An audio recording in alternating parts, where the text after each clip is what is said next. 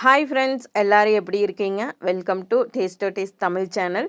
நம்மளோட சேனலை first time பார்க்குறீங்க அப்படின்னா மறக்காமல் சப்ஸ்கிரைப் பண்ணிக்கோங்க. அப்போனா அதை நான் போடுற வீடியோவெல்லாம் உங்களுக்கு உடனே வரும். இன்றைக்கி நம்ம என்ன வீடியோ பார்க்க போகிறோம் அப்படின்ட்டா தக்காளி பீர்க்கங்காய் கடையில் தாங்க பார்க்க போகிறோம். இதோட டேஸ்ட் ரொம்ப சூப்பராக இருக்குங்க. செய்யறது ரொம்ப ஈஸி. இது கொங்கு நாட்டோட ஸ்பெஷல்னே சொல்லலாங்க.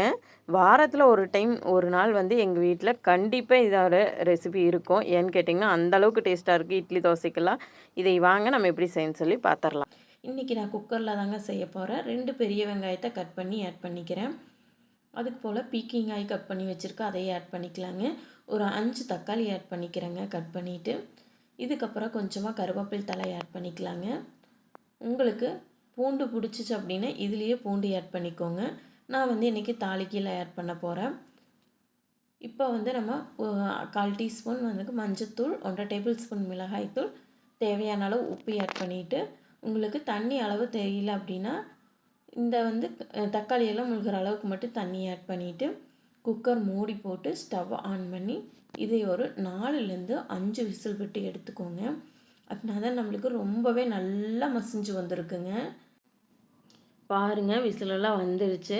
ஏரெல்லாம் நல்லா ரிலீஸ் ஆனதுக்கப்புறம் உங்களுக்கு நான் ஓப்பன் பண்ணி காமிச்சிருக்கேன் எவ்வளோ சூப்பராக வெந்து வந்திருக்கு அப்படின்ட்டு.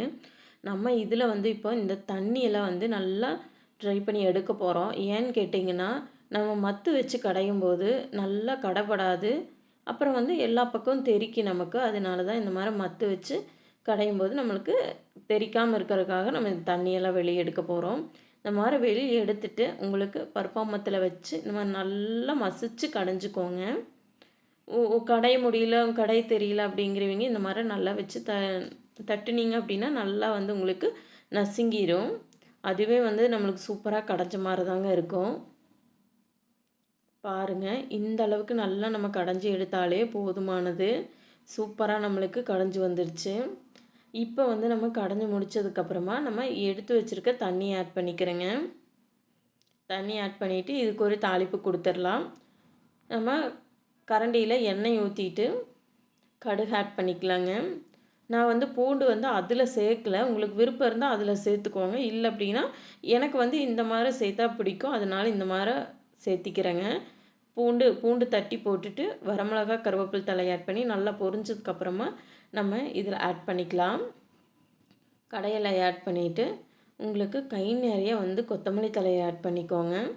இது டேஸ்ட் வந்து ஒரு சைடு கொத்தமல்லி தலையில் இருக்குன்னு கூட சொல்லலாம். கொத்தமல்லி தழை ஆட் பண்ணும்போது அதோட டேஸ்ட்டை வந்து இன்னும் அதிகரிக்குன்னு சொல்லலாங்க. அந்த அளவுக்கு டேஸ்ட்டு சூப்பராக இருக்கும். கொத்தமல்லி தழை ஆட் பண்ணி நல்லா மிக்ஸ் பண்ணி எடுத்தீங்க அப்படின்னா ஒரு சூப்பரான அட்டகாசமான பீர்க்கங்காய் தக்காளி கடையல் ரெடி ஆயிடுச்சுங்க. மறக்காமல் இட்லி தோசைக்கு உங்கள் வீட்டில் வீக்லி 1 டே செஞ்சு கொடுங்க. எல்லாருமே ரொம்ப விரும்பி சாப்பிடுவாங்க.